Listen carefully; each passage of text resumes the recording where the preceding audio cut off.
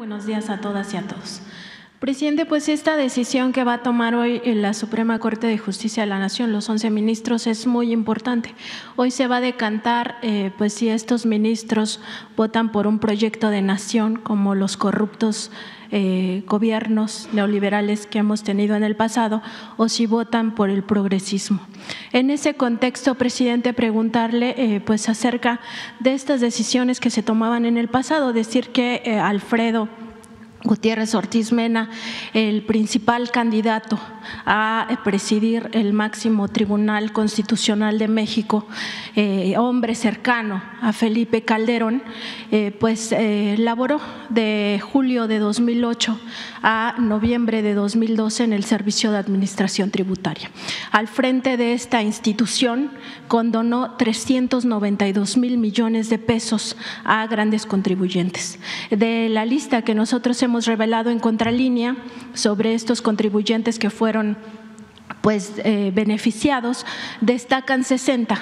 A esos 60 les condonó créditos fiscales de entre 1,000 millones de pesos y 7,000 millones de pesos. Preguntarle pues por estas decisiones que se tomaban en los gobiernos pasados, específicamente el gobierno de Felipe Calderón, de siempre ayudar a los más ricos, a las transnacionales, fuera por la vía de los impuestos, por la vía de la privatización de las empresas públicas, como lo hizo con Luz y Fuerza del Centro, a costa del dolor de la mayoría de los mexicanos. Y en ese contexto también preguntarle sobre esta falacia que siempre andan diciendo, que el pobre es pobre porque quiere, porque no se esfuerza, cuando en realidad los gobiernos pasados pues contribuyeron y de manera muy grave a esta desigualdad social, a esta brecha social entre ricos y pobres, al beneficiar siempre a la clase empresarial. Bueno, las dos cosas que plantea son muy buenas. A mí me gustaría dar respuesta primero a tu última reflexión. Eso es parte del pensamiento conservador. Se afianzó mucho en el Porfiriato, aunque viene de tiempo atrás, pero en el Porfiriato se decía que era un asunto de la fortuna, de la suerte, que desde que existía el mundo habían quienes tenían la suerte de salir adelante y otros, la mayoría, que no iban a poder salir adelante. Es decir, que el que nace pobre muere pobre. El pensamiento conservador es eso. Nosotros pensamos distintos, nosotros pensamos que tiene que ver con oportunidades y que tiene que ver con la movilidad social, que es responsabilidad del Estado o de los gobiernos, porque el más pobre, el hijo de un campesino, de un obrero, de un maestro, de un pequeño comerciante, con el estudio, con el trabajo, puede ascender en la escala social. Entonces, ellos cancelaron la movilidad social. Dijeron, no, pueden los pobres salir de pobres. Incluso se llegó a pensar, en el auge del pensamiento neoliberal recientemente, de que los que no entraban en una sociedad de consumo los que no participaban en el mercado, pues tenían que desaparecer y que no había problema. Lo más inhumano que se pensara.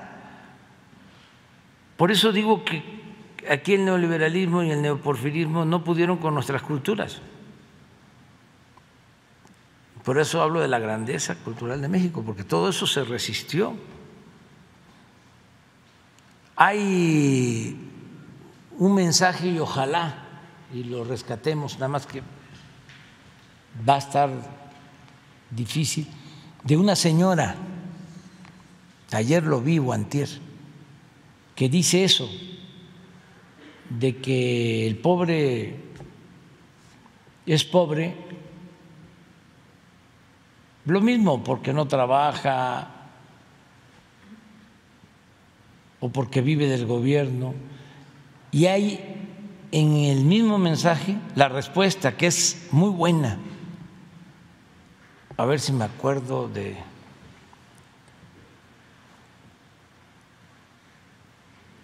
A lo mejor te mandan un mensaje, el que contestó. Es tu pregunta, porque la gente está muy presente. Es uno que a veces es también religioso. Bueno, son muchos los religiosos.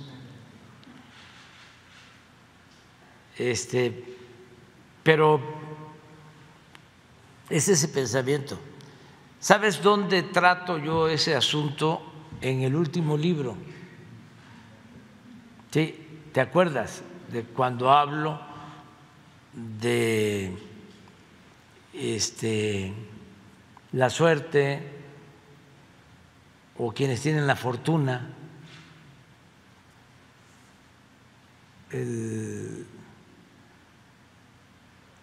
Creo que lo trato en la economía moral, sobre el pensamiento conservador. Pero bueno, la respuesta yo creo que más clara, contundente, es el ejemplo de nuestros paisanos migrantes.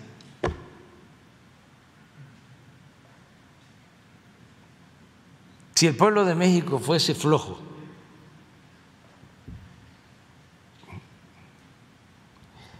indolente,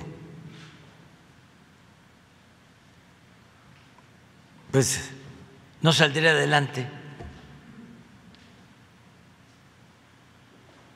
en ninguna parte. ¿Y cómo es de que se van los mexicanos por necesidad a buscarse la vida a Estados Unidos y allá mejoran sus condiciones económicas y hoy nos envían casi 60,000 millones de dólares?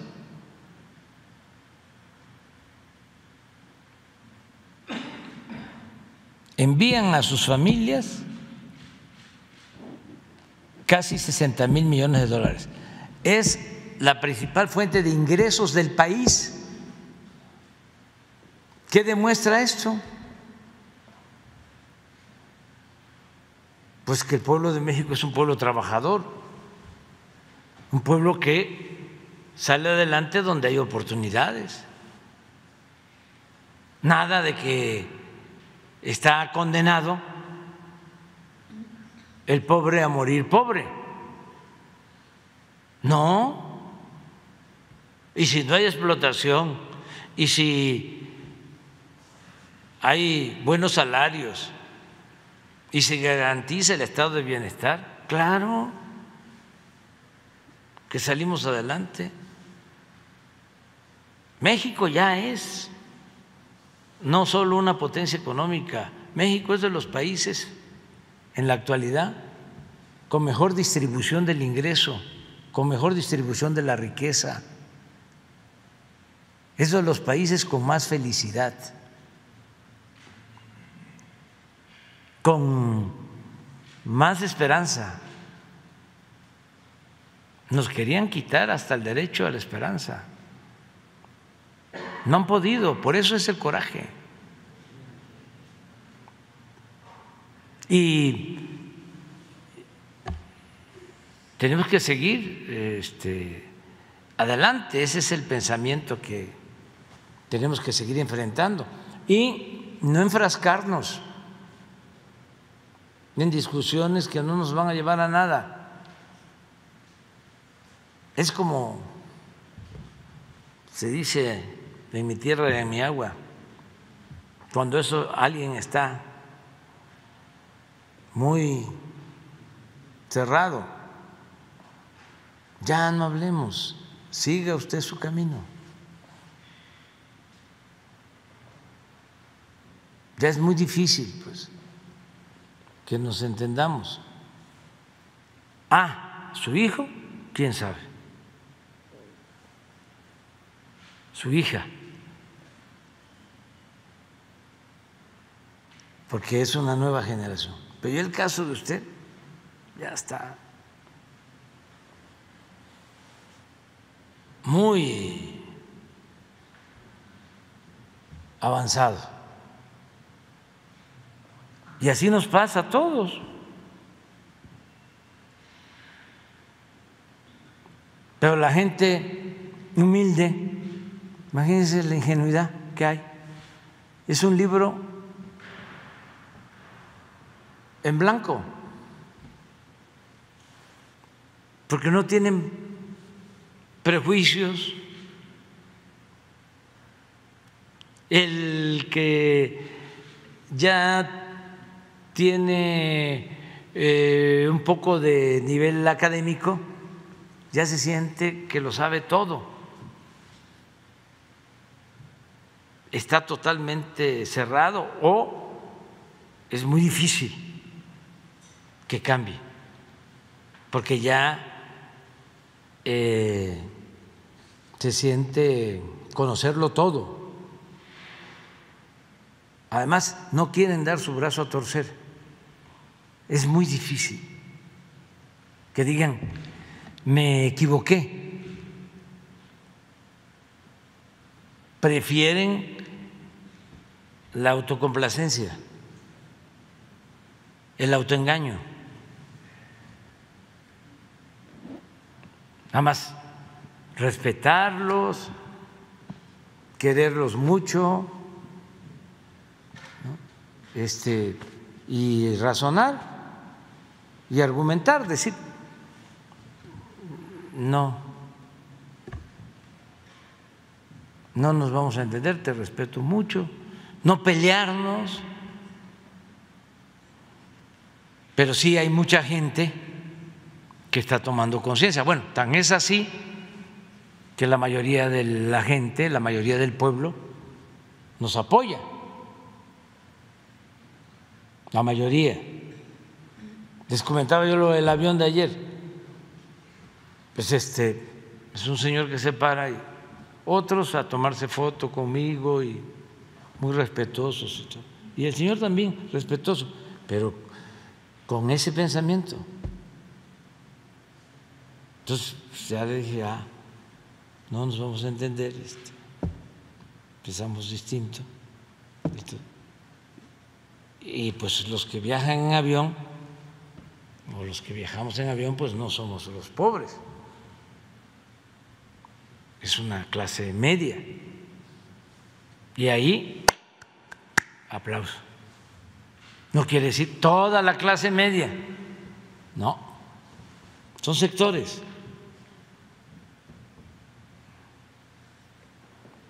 Entonces, es cuestión de seguir adelante, adelante, orientando, informando y también no descartar que haya gente que cambie, porque pues también la realidad es muy fuerte, muy evidente. ¿Sabes cómo van a seguir? Este señor, con todo respeto, bien terapiado. Esto de que usted ganó 3 veces o participó 3 veces, gracias al INE, al INE.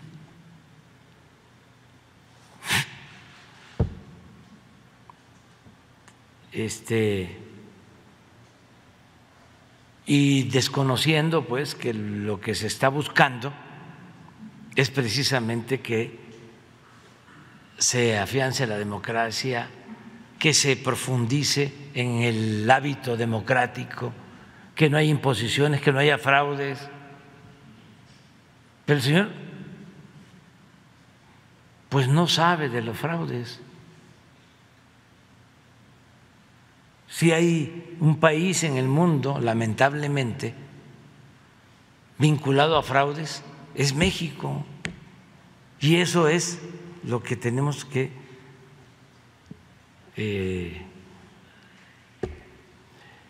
liquidar, acabar. Y por eso es una de las cosas pendientes que van a quedar.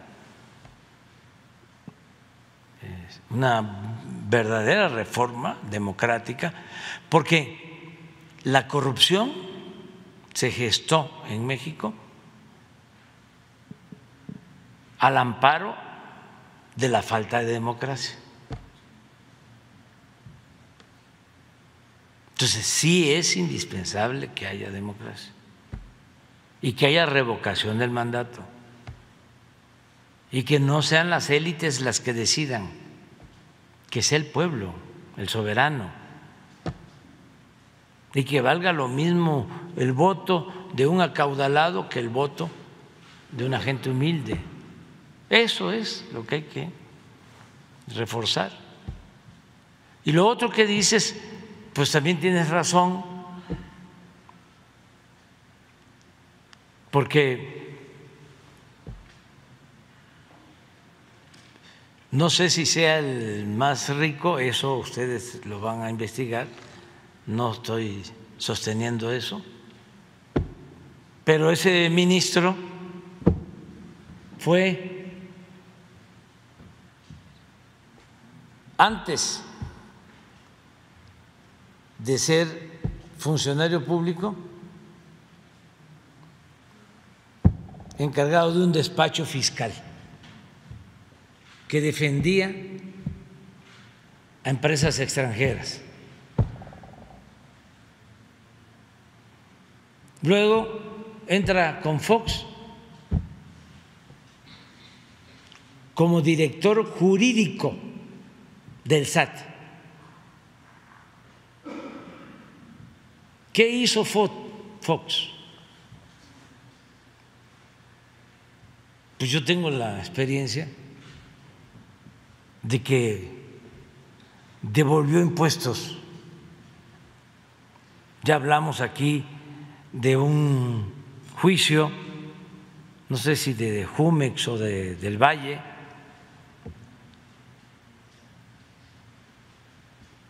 donde a esta empresa le devolvieron el IVA. Esta empresa asesorada por Diego Fernández de Ceballos, y todo lo que le devolvieron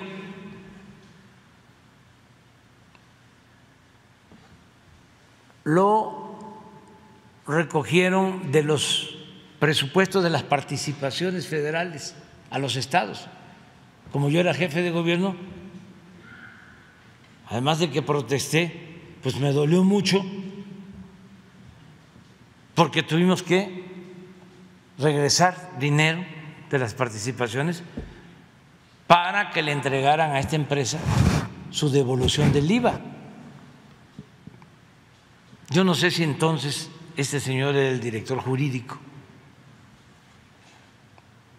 del SAT, pero luego lo ponen de director de grandes contribuyentes del SAT. ¿Cómo está la estructura de recaudación? ¿Quiénes son los que deben de pagar más? Los grandes contribuyentes, los llamados grandes contribuyentes.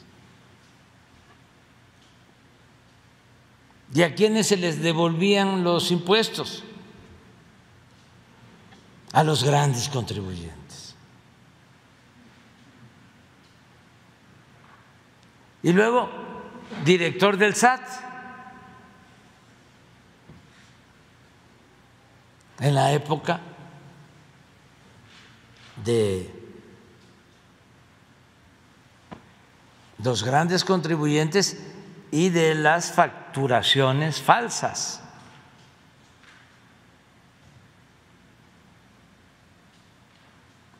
Porque hace falta el estudio. Es que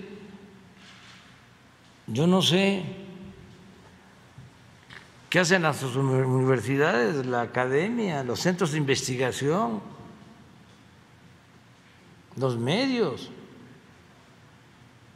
Pero imagínense una investigación de cuándo surgieron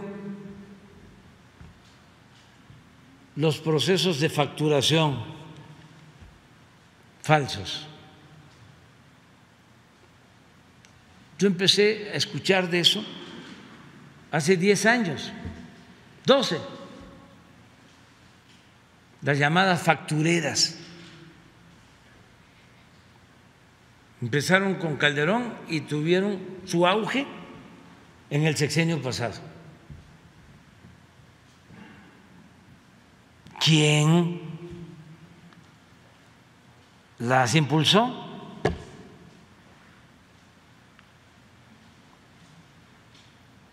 ¿Cuánto fue el desfalco a la hacienda pública?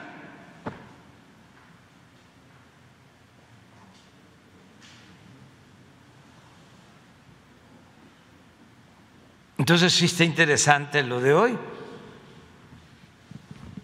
para ver qué va a pasar. Pero ya les dije, si hasta los que nosotros propusimos se hicieron a un lado, no le entraron a la transformación, porque es muy cómodo estar del lado de los conservadores. Aplauden los del gremio de abogados.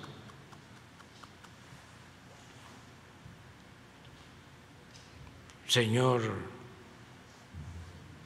abogado, honorable jurisconsulto,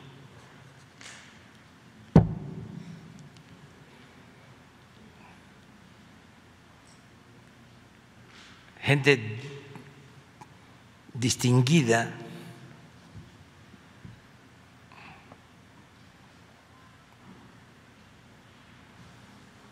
pues imagínense la fuerza que tenía ese gremio, que en la época de Salinas quitaron del Código Penal que la corrupción era delito grave, lo quitaron del Código Penal. Es hasta ahora, con nuestras reformas, que ya es delito grave. Pero estos ministros regresaron, nos echaron para atrás el que la defraudación fiscal fuese delito grave con